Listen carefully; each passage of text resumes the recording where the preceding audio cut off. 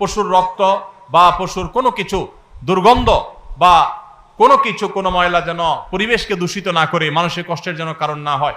আল্লাহ তাআলা আমাদের সবাইকে সে বিষয়গুলোকে মেনে চলার তৌফিক দান করুন। কে কত ভালো কোরবানি করলেন, কে কত ভালো মুসলমান, দায়িত্বশীল মুসলমান, এটা বোঝা যাবে কোরবানির পর পশু যেখানে কোরবানি করেছেন আশেপাশে কোনো জায়গায় কতটা পরিষ্কার আছে না আছে, এটার উপরে।